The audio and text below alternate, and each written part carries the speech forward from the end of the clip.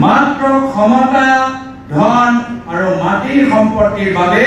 BJP দলে ৰাজনীতি কৰিছে। বিটিআৰ অঞ্চলত কংগ্ৰেছে চৰকাৰ থকা সময়তো ক্ষমতা বিচৰা নাছিল। নিজৰ দলৰ ক্ষতি হ'ল, কিন্তু বিটিআৰ অঞ্চলৰ বৃহত্তৰ স্বাৰ্থৰ বাবে আমি নিজৰ দলৰ ক্ষতি আমি হ'বলৈ দিলোঁ। এয়া হ'ল কংগ্ৰেছ দলৰ ত্যাগ আৰু বলিদান কৰা আদৰ্শ আৰু উদাহৰণ। RSSৰ কাডাৰ বিভিন্ন ৰাজ্যৰ পৰা বাহিৰৰ মানুহবোৰ এতিয়া লাহে লাহে অসমত তেওঁলোকে শিবিৰ পাতিছে আৰু শিবিৰ পাতি তেওঁলোকৰ উদ্দেশ্য এটাহে যে কেনেদৰে অসমৰ সমাজৰ মাজত তেওঁলোকে কাৰ্য লগাব পাৰে, সংঘাত সৃষ্টি কৰিব পাৰে। মন্দিৰৰ সন্মুখত তেওঁলোকে প্ৰদূষিত কৰিব আৰু ধৰা পৰিব বিজেপিয়ে মানুহ। আৰু এনেকুৱা স্থিতিত তেওঁলোকে অসমখনৰ ভিতৰতো কৰিবলৈ বিচাৰিছে। এই তেওঁলোকে যদি ভাবে যে পুলিচৰ ভয় দেখায়, প্ৰশাসনৰ ভয় দেখায়, কংগ্ৰেছ দলৰ কৰ্মীখিনি যদি বহি যাব, ঘৰৰ ভিতৰত আবদ্ধ হৈ থাকিব, পঞ্চায়তৰ তেওঁলোকে যি কৰিলে আকৌ তেওঁলোকে বিধানসভাত কৰিব, এইবাৰ মই তেওঁলোকক বুজাই দিছো পৰিৱৰ্তন হ'ব, এইবাৰ জোৰ এখন হ'ব। হিমন্ত বিশ্ব শৰ্মা ডাঙৰীয়া চৰকাৰৰ দিনত আজি গাঁৱৰ ভিতৰত তেওঁলোকে স্কুল কলেজ খোলা নাই, আজি গাঁৱৰ ভিতৰত মদৰ দোকান খুলিবলৈ আৰম্ভ কৰিছে। যদি কোনোবাই ভাবে যে মোৰ ওচৰত আহি মোক গামোচা পিন্ধাই মোৰ লগত চেলফি তুলিলে তেওঁলোকে কংগ্ৰেছক আগবাঢ়ি যাব, ইয়াতকে আৰু ডাঙৰ ভুল হ'ব নোৱাৰে। আমালোকৰ হাতত সময় কম আৰু ৰাইজৰ কংগ্ৰেছ দলৰ ওপৰত আশা যথেষ্ট বেছি। এই কম সময়ৰ ভিতৰত আমি ৰাইজৰ আশা কেনেদৰে পূৰণ কৰিব পাৰোঁ, এতিয়া অহা সময়ত আমালোকৰ দলৰ প্ৰত্যেক কৰ্মী নিষ্ঠা আৰু কষ্টৰ ওপৰত নিৰ্ভৰ। ৰাইজ আমাক আশীৰ্বাদ দিবলৈ প্ৰস্তুত হৈছে, কিন্তু ৰাইজে মাত্ৰ চাই আছে যে কংগ্ৰেছ দলে কিমান নিষ্ঠাৰে আৰু কষ্ট কৰিব পাৰে। আৰু সেইকাৰণে মই সকলোকে অনুৰোধ কৰিছোঁ যে অহা নিৰ্বাচন জটিল নিৰ্বাচন, মই প্ৰত্যেক নিৰ্বাচন জটিল নিৰ্বাচন হিচাপে ধৰোঁ। কিবা নিৰ্বাচন সহজ বা কিবা নিৰ্বাচনত আমি জিকিবই নোৱাৰোঁ এনেকুৱা মোৰ চিন্তাধাৰা নহয়, কিন্তু হয় জটিল হ'ব, পৰিশ্ৰম কৰিব লাগিব, ত্যাগ কৰিব লাগিব, বলিদান দিব লাগিব। আৰু যদি আমি ভালদৰে কাম কৰোঁ, একত্ৰিত হৈ কাম কৰোঁ, নিজৰ ব্যক্তিগত স্বাৰ্থ বাদ দি দলৰ কাৰণে চিন্তা কৰোঁ, নিশ্চয় অসমৰ ৰাইজৰ আশীৰ্বাদ আমাৰ লগত থাকিব, ভৱিষ্যত কংগ্ৰেছৰ নেতৃত্বৰ চৰকাৰ হ'ব। সেইকাৰণে এই ক্ষেত্ৰত আমাক প্ৰথমে নিজৰ ব্যক্তিগত স্বাৰ্থ আঁতৰত ৰাখিব লাগিব। হয়, কংগ্ৰেছ দল এটা ডাঙৰ পৰিয়াল, আৰু যিদৰে পৰিয়ালৰ ভিতৰত কেতিয়াবা ককায়েকৰ ভায়েকৰ মাজত সংঘাত সৃষ্টি হয়, আমাৰো কংগ্ৰেছৰ এই বৃহত্তৰ পৰিয়ালৰ ভিতৰত দুই তিনিজন ব্যক্তিৰ মাজত অলপ ভুল বুজাবুজি থাকিব পাৰে, স্বাভাৱিক। কিন্তু যেতিয়া ঘৰৰ ওপৰত ভূমিকম্প আহে, যেতিয়া ঘৰৰ ওপৰত বিপদ আহে, পৰিয়ালৰ প্ৰত্যেক সদস্য একত্ৰিত হৈ যায়, এতিয়া অসমৰ ৰাইজ বিপদত আছে। আৰু অসমৰ ৰাইজৰ স্বাৰ্থত আমি নিজৰ ব্যক্তিগত সংঘাত পাহৰি আমি সকলোৱে একত্ৰিত হ'ব লাগিব। আমি সকলোৱে একত্ৰিত হ'ব লাগিব। আমি কাকো বাদ দিব নোৱাৰো, আমি বয়োজ্যেষ্ঠসকলক এৰি থৈ যাব নোৱাৰো, মহিলাসকলক আমি এৰি থৈ যাব নোৱাৰো, যুৱকসকলক এৰি থৈ যাব নোৱাৰো। আমাৰ অসম এটা মিনি ইণ্ডিয়া, এটা মিনি ভাৰত। ইয়াৰ বিভিন্ন ধৰ্ম জনগোষ্ঠী জনজাতি ভাষাৰ মানুহ আজি বসবাস কৰে। আৰু কংগ্ৰেছ দল সকলৰ দল। এই কংগ্ৰেছ দল হিন্দু মানুহৰ দল, এই কংগ্ৰেছ দল বঙালী মানুহৰ দল, এই কংগ্ৰেছ দল সংখ্যালঘু মানুহৰ দল, এই কংগ্ৰেছ দল অনুসূচিত জাতিৰ মানুহৰ দল, এই কংগ্ৰেছ দল কোচ ৰাজবংশীৰ দল, এই কংগ্ৰেছ দল বড়ো ৰাভা মানুহৰ দল। এয়া হ'ল কংগ্ৰেছ, এয়া হ'ল আমাৰ কংগ্ৰেছৰ শক্তি। আৰু সেইকাৰণে কংগ্ৰেছ দল ভাৰতৰ বাবে এটা ডাঙৰ সম্পদ। যেতিয়ালৈকে কংগ্ৰেছ দল জীৱিত থাকিব, ভাৰতৰ ভিতৰত অসমৰ ভিতৰত শান্তি সমন্বয় বাতাবৰণ জীয়াই থাকিব। এইকাৰণে যদি অসমত আমাক লাগে শান্তি সমন্বয়, আমি সকলোৱে সন্মান সহকাৰে জীয়াই থাকিবলৈ বিচাৰো, তেতিয়া আমাক লাগিব কংগ্ৰেছ দল। এইকাৰণে আজি এইখিনি কথা মই সেইকাৰণে কৰিছো, যিহেতু ৰাইজে আমাক চাইছে, ৰাইজে বহুত আশা কৰে যে কংগ্ৰেছ দলে কি কৰিব। সমাজৰ বিভিন্ন বৰ্গৰ বাবে, বিভিন্ন জনজাতি জনগোষ্ঠীৰ বাবে, উজনি নামনিৰ বাবে, ব্ৰহ্মপুত্ৰ বৰাকৰ বাবে, কাৰ্বি আংলঙৰ বাবে কংগ্ৰেছ দল কি কৰিবলৈ বিচাৰে, কি নতুন কাম কৰিব। ৰাইজে গম পায় যে বৰ্তমান চৰকাৰৰ বিফলতা ঢেৰ, বৰ্তমান চৰকাৰৰ কেলেংকাৰী ঢেৰ, ৰাইজে গম পাইছে। ৰাইজে জানে যে এইখন চৰকাৰে ৰাজনীতি যদি কৰিছে মাত্ৰ ক্ষমতা, ধন আৰু মাটি সম্পত্তিৰ বাবে, মাত্ৰ ক্ষমতা, ধন আৰু মাটিৰ সম্পত্তিৰ বাবে বিজেপি দলে ৰাজনীতি কৰিছে। কিন্তু তেওঁলোকৰ ৰাজনীতি আৰু কংগ্ৰেছ দলৰ ৰাজনীতিৰ মাজত যথেষ্ট পাৰ্থক্য আছে। কংগ্ৰেছ দলে ৰাজনীতি ক্ষমতাৰ কাৰণে নহয়, কংগ্ৰেছ দলে ৰাজনীতি অসমৰ ভিতৰত শান্তি, উন্নতি, প্ৰগতি থাকক, আমি তাৰ বাবে আমি ৰাজনীতি কৰোঁ। ক্ষমতা মোৰ ওচৰত থাকক বা নাথাকক, মানুহে আমাক ভাল পাওক বা বেয়া পাওক, ৰাইজে আমাক ভোট দিয়ক বা নিদিয়ক, কিন্তু আমি নিজৰ আদৰ্শৰ প্ৰতি অটল। আমি সদায় শান্তি, সমন্বয়, প্ৰগতি, দুখীয়া মানুহৰ হাত শক্তিশালী কৰিবলৈ আমি মাত মাতি যাম। ইয়াৰ উদাহৰণ আছে, বিটিআৰ অঞ্চলত কংগ্ৰেছে চৰকাৰ থকা সময়তো ক্ষমতা বিচৰা নাছিল। নিজৰ দলৰ ক্ষতি হ'ল, কিন্তু বিটিআৰ অঞ্চলৰ বৃহত্তৰ স্বাৰ্থৰ বাবে আমি নিজৰ দলৰ ক্ষতি আমি হ'বলৈ দিলো। এয়া হ'ল কংগ্ৰেছ দলৰ ত্যাগ আৰু বলিদান কৰা আদৰ্শ আৰু উদাহৰণ। আজি ভাৰতৰ স্বাধীনতা সংগ্ৰামত কংগ্ৰেছ দলৰ ইতিহাস আছে যে আমাৰ মানুহবোৰ জেললৈ গ'ল, আমাৰ মানুহবোৰ ফাঁচি হ'ল, আমাৰ মানুহৰ ওপৰত কংগ্ৰেছৰ কৰ্মীৰ ওপৰত ব্ৰিটিছে গুলীয়াই তেওঁলোকে মাৰিলে। ওচৰত পথৰুৱা ঘাটত কেনেদৰে শ্ৰমিকসকলে আন্দোলন কৰিছে সকলোৱে অৱগত। এয়া হৈছে ভাৰতীয় নাগৰিকৰ শক্তি, এয়া হৈছে অসমীয়া জনসাধাৰণৰ পৰম্পৰা, এয়া হৈছে কংগ্ৰেছ দলৰ নিজৰ দেশৰ প্ৰতি মৰম আৰু শ্ৰদ্ধা। কিন্তু তাৰ বিপৰীত আৰএছএছে কি কৰিলে? আৰএছএছে ভাৰতৰ স্বাধীনতা সংগ্ৰামত কেতিয়াও তেওঁলোকে ভাগ নলয়। মাত্ৰ নিজৰ ব্যক্তিগত স্বাৰ্থৰ বাবে সেই সময়ত তেওঁলোকে ব্ৰিটিছৰ লগত তেওঁলোকে মিলাজুলি তেওঁলোকে কাম কি কৰি আছে। আৰু আজিও আমি একে কথা আমি দেখা পাইছোঁ। মাত্ৰ ক্ষমতা লাগে, আৰু ক্ষমতাৰ বাবে যিকোনো থৰলৈ যাব পাৰে। আজি মণিপুৰত আমি দেখা পাইছোঁ যে মণিপুৰত বিজেপি আৰএছএছৰ ৰাজনীতিৰ বাবে আজি মণিপুৰৰ ভিতৰত দুভাগ হৈ গৈছে, দুভাগ হৈ গৈছে। ভায়েকৰ ককায়েকৰ মাজত সংঘাত সৃষ্টি হৈছে। আৰু সেইকাৰণে এতিয়া অসম প্ৰদেশ কংগ্ৰেছ দলৰ ওপৰত গধুৰ দায়িত্ব যে আমি অসমখনত দ্বিতীয় মণিপুৰ আমি হ'বলৈ নিদিওঁ, আমি দ্বিতীয় মণিপুৰ হ'বলৈ নিদিওঁ। আমাৰ মাজত যি ভাতৃত্বৰ ভাৱ, যি সম্প্ৰীতিৰ ভাৱ,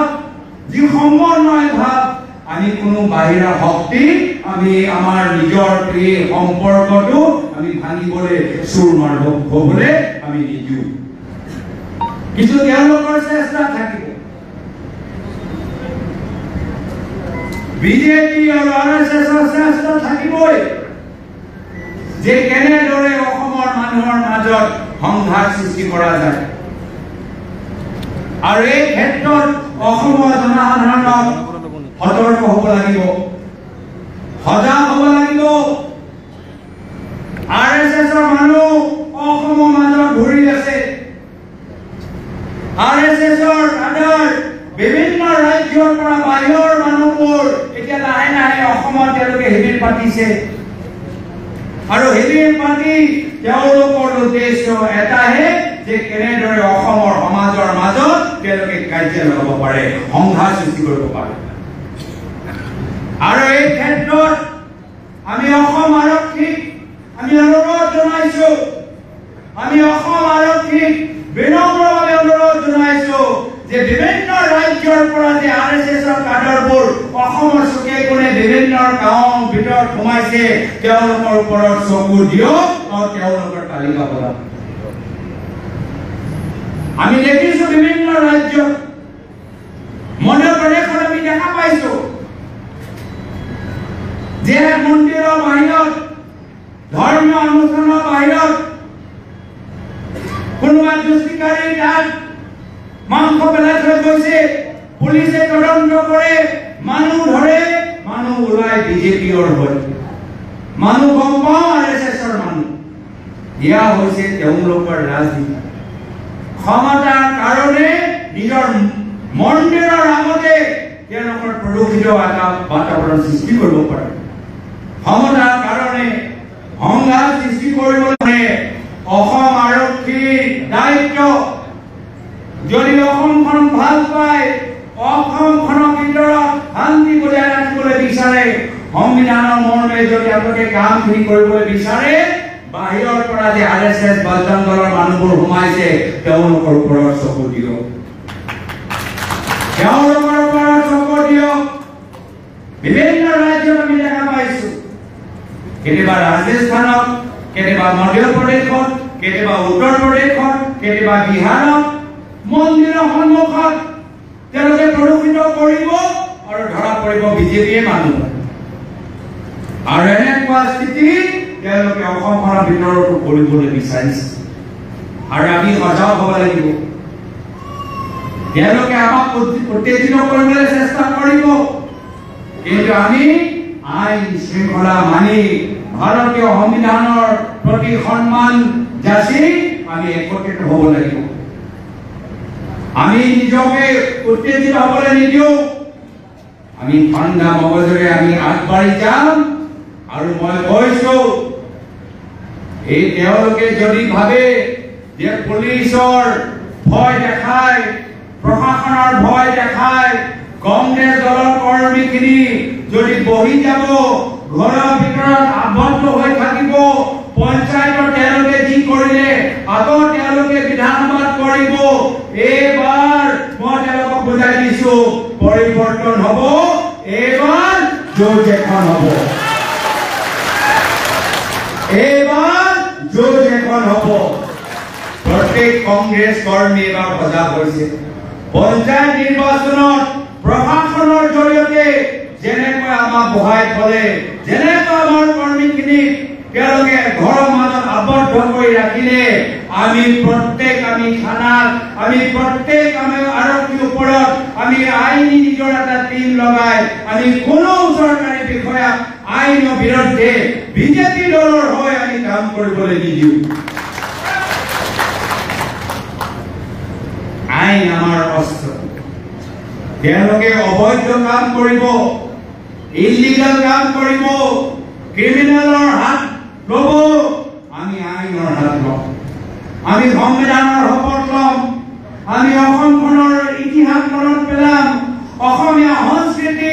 আমাৰ যে মহাপুৰুষ শ্ৰীমন্ত শংকৰদেৱৰ সংস্কৃতি, মাধৱদেৱৰ সংস্কৃতি, আজাদ পীৰৰ সংস্কৃতি, লাচিত বৰফুকনৰ সংস্কৃতি, কম নামেৰি সংস্কৃতি শহীদ পোহৰ পোহৰৰ সংস্কৃতি আমি এই মহান পুৰুষসকলৰ আদৰ্শ স্মৰণ কৰি আমি আগবাঢ়ি যাম আমি যুঁজিম আৰু আমি জিকিম কিন্তু কষ্ট হ'ব ত্যাগ কৰিব লাগিব প্ৰত্যাহ্বান থাকিব পুলিচৰ ভয় থাকিব বিজনেছৰ ভয় থাকিব প্ৰশাসনে ৰাতি ৰাতি ফোন কৰিব কিন্তু আপোনালোকে নিজে চাওক আপোনালোকৰ সন্মুখত দুটা বিকল্প আপোনালোকৰ ওপৰত প্ৰশাসনৰ চকু আছে কিন্তু তাতকৈ গুৰুত্বপূৰ্ণ আমাৰ অসমৰ জনসাধাৰণৰ আজি তেওঁলোকৰ চকু তেওঁলোকৰ ভৰসা তেওঁলোকৰ আস্থাও আপোনালোকৰ ওপৰত আছে আৰু সেইকাৰণে কংগ্ৰেছ কৰ্মী আমি কেতিয়াও অসমৰ জনসাধাৰণৰ লগত আমি বিশ্বাসঘাত কৰিব নোৱাৰো আমি জেল যাম কিন্তু জনসাধাৰণৰ ৰাস্তাৰ লগত আমি বিশ্বাসঘাত নকৰো আমি জনসাধাৰণৰ হৈ আমি মাত মাতিব লাগিব নতুন চিন্তাৰে নতুন পদ্ধতিৰে সমাজৰ প্ৰত্যেক বৰ্গৰ লগত আলোচনা কৰি তেওঁলোকৰ আশা তেওঁলোকৰ আকাংক্ষা তেওঁলোকৰ সুপৰামৰ্শ আমি সব জানিবলৈ আমি চেষ্টা কৰিম কংগ্ৰেছে অকলে নোৱাৰিব যেতিয়ালৈকে অসমৰ ৰাইজ ওলাই আহি আমাক যেতিয়ালৈকে সহায় নকৰে সমৰ্থন নিদিয়ে সুপৰামৰ্শ নিদিয়ে কংগ্ৰেছে অকলে কৰিব নোৱাৰিব আৰু সেইকাৰণে আমাৰ ওপৰত নিৰ্ভৰ যে আমি ৰাইজৰ ওচৰত কিমান যাম সমাজৰ প্ৰত্যেক বৰ্গৰ লগত আমি কেনেদৰে আলোচনা কৰোঁ প্ৰত্যেক দিন আমি নিজৰ নিজৰ জিলাত আমি কোনকেইটা অঞ্চলত ভ্ৰমণ কৰোঁ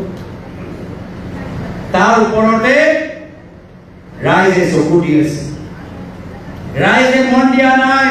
যে প্ৰদেশ কংগ্ৰেছত কোন পদবীত কোন বহি আছে ৰাইজে মন দিয়া নাই যে জিলা কংগ্ৰেছৰ কোন পদবীত কোন বহি আছে এইখিনি কথা আমালোকৰ বাবে গুৰুত্বপূৰ্ণ হ'ব পাৰে কিন্তু ৰাইজৰ বাবে গুৰুত্বপূৰ্ণ নহয় ৰাইজৰ বাবে গুৰুত্বপূৰ্ণ নহয় ৰাইজে চাব আজি ইয়াত আমাৰ মথাউৰি ভাঙিছে ক'ৰবাত ডিঙিলীয়া কিবা আছে নেকি আছে মথাউৰি অৱস্থা কেনেকুৱা মথাউৰিয়ে নাই এইখিনি ৰাইজে চাব যে ডিঙিলীয়া মথাউৰি 18 কোটি টকা আজি তাৰ কামবোৰ ক'ত গ'ল এই কোটি কোটি টকা কোনে খালে এইখিনি প্ৰশ্ন যদি কংগ্ৰেছ উত্থাপন কৰে তেতিয়াহে ৰাইজ আমাক ভোট দিব ইয়াত নেশ্যনেল হাইৱেও কিছু কাম হোৱা কথা আছে হোৱা আছে নেকি নেশ্যনেল হাইৱে বাইপাছৰ কিবা কামটো কেনে লাহে লাহে চলি আছে নে ভালদৰে চলি আছে ৰাইজ এইটো কথা জানিবলৈ বিচাৰে যে নেশ্যনেল হাইৱে মোৰ ওচৰত কিছু তথ্য আছে বাপৰে বাপ 535 কোটি টকা প্ৰজেক্ট আৰু জুন মাহত শেষ হোৱা টাৰ্গেট আছে জুন মাহত শেষ হ'বনে অলপ জোৰকে ভোক লাগিছে নেকি এই 535 কোটি টকা কোনে খাইছে এয়া হৈছে প্ৰশ্ন যি প্ৰশ্ন ৰাইজে কৰিবলৈ বিচাৰে আজি সৰু সৰু কন্ট্ৰাক্টৰসকলে শুনিছে যে আমিনো কি অপৰাধ কৰিলো আমি কন্ট্ৰাক্টৰ লাইনত সোমালো কিন্তু জাতিৰ মাটি ভেটি খোৱা বিজেপি চৰকাৰ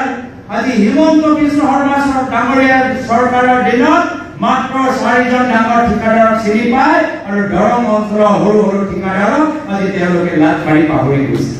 এয়া হৈছে বৰ্তমানৰ স্থিতি এটা পিছত এটা হস্পিটেল তেওঁলোকে বনাই আছে বিল্ডিং বনাই আছে কিন্তু যেতিয়া দুখীয়া মানুহবোৰ তাত যায় আয়ুষ্মান কাৰ্ড লৈ যায় তেতিয়া তেওঁলোকক কয় যে খুৰা বিল্ডিং আছে ডক্টৰ নাই ডক্টৰ আছে ইকুইপমেন্ট নাই ইকুইপমেন্ট আছে দৰৱ নাই এয়া হৈছে বৰ্তমানৰ চিকিৎসাৰ অৱস্থা এয়া হৈছে বৰ্তমানৰ চিকিৎসা অৱস্থা যুৱকসকলে শিক্ষা বিচাৰে নিজৰ স্কুলৰ কলেজৰ লাইব্ৰেৰীত কিতাপ বিচাৰে নিজৰ স্কলাৰশ্বিপৰ বাবে আৰ্থিক সহায় বিচাৰে কিন্তু বৰ্তমান চৰকাৰে কি কয় যে আমি কিতাপ ল্যাপটপ দিব নোৱাৰো এতিয়া তোমালোকৰ হাতত আমি বন্দুকৰ লাইসেন্স দিছো আৰু তোমালোকৰ হাতত বন্দুক দিছো এয়া হৈছে তেওঁলোকৰ চিন্তা আজি গৃহ বিভাগৰ দায়িত্ব বিজেপি কেন্দ্ৰীয় গৃহ বিভাগৰ দায়িত্ব বিজেপি তো এতিয়াও বাহিৰৰ পৰা কেনেদৰে অবৈধভাৱে সুপাৰি ঘুমাইছে আমি এই কথা আমি জানিবলৈ বিচাৰো বৰ্ডাৰটো তোমালোকেহে আছা কেন্দ্ৰ চৰকাৰৰ ফোৰ্স আছে ৰাজ্যত তোমালোকৰ ফোৰ্স আছে তেতিয়া বাহিৰৰ বৰ্মা মায়ং বৰ্মা সুপাৰি কেনেকৈ অবৈধভাৱে ঘুমাইছে আমি এই কথা জানিবলৈ বিচাৰো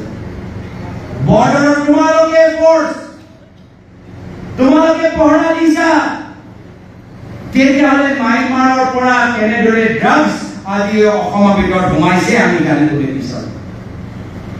তোমালোকে চৰকাৰ প্ৰত্যেক দিন কয়লা ট্ৰাকৰ পৰা 1.5 লাখ টকা যে লোৱা গৈছে এই প্ৰত্যেক ট্ৰাকৰ পৰা 1.5 লাখ টকা কোন মন্ত্ৰী ঘৰত গৈছে আমি এই কথা আমি জানিবলৈ বিচাৰো আমি এই কথা আমি জানিবলৈ বিচাৰো এই সিন্ডিকেটৰ ৰাজৰ পৰা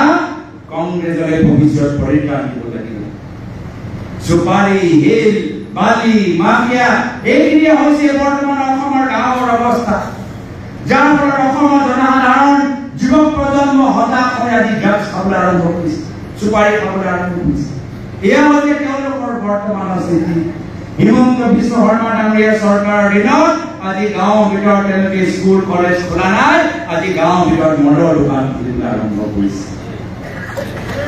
আমি ৰাইজক বুজাব লাগিব কিমান বাৰ আমাৰ জনসাধাৰণক পৰিত্ৰাণ কৰিছে হিন্দু মুছলিমৰ কাজিয়া লগাই থাকিব আৰু ভাবিব যে সাম্প্ৰদায়িক বাতাবৰণ সৃষ্টি কৰিলে কোচ ৰাজবংশী মানুহবোৰ পাহৰি যাব যে তেওঁলোকৰ জনজাতিৰ দাবী আছে যি দাবী বিজেপি চৰকাৰে কৈছিল যে 6 মাহত কৰিব কোন দাবী কোচ ৰাজবংশী জনজাতিৰ দাবী আজি মুখ্যমন্ত্ৰী কিয় নিমাত হৈ আছে আমি এইখিনি কথা পাতিব লাগিব और तुम्हारे विभिन्न राज्य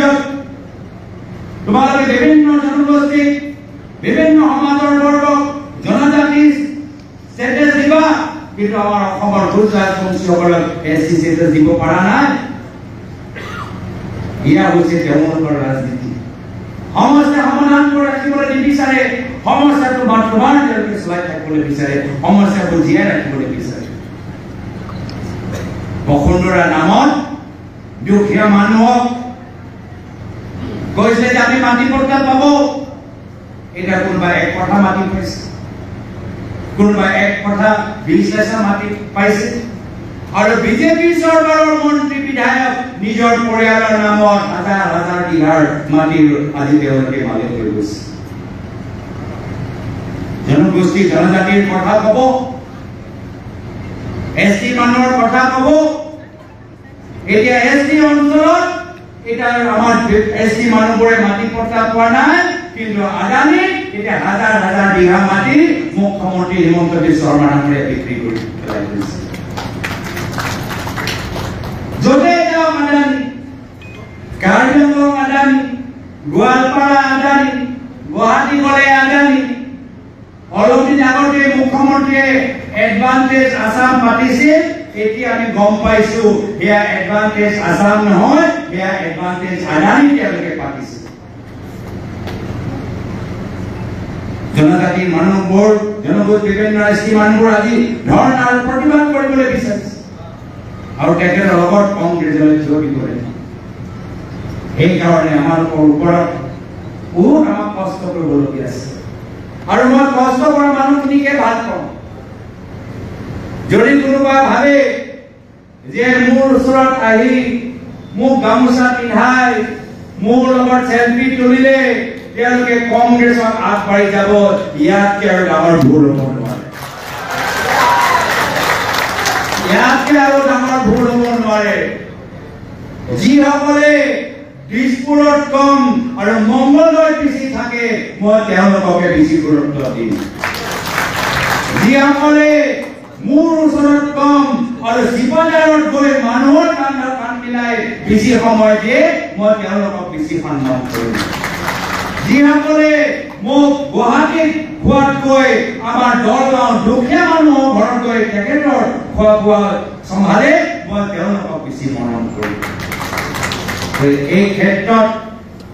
মই জনাবলৈ বিচাৰো যে বহুত তথ্য যোগাৰ কৰা মোৰ ওচৰতো আছে মই বিভিন্ন ৰাজ্যত গৈ তেওঁলোকৰ বিধায়ক কোন হ'ব তেওঁলোকৰ টিকেট মই বিতৰণ কৰিছোঁ মই বিভিন্ন সময়ত বিভিন্ন ৰাজ্যত AICC মই তত্ত্বাৱধায়ক হিচাপে মই কাম কৰিছোঁ নিষ্ঠা আৰু সততা কেনেদৰে চিনাক্ত কৰিব লাগে মই ভালদৰে জানো মই নিজৰ প্ৰয়াত ব্যক্তি তৰুণকে দিব পাৰিম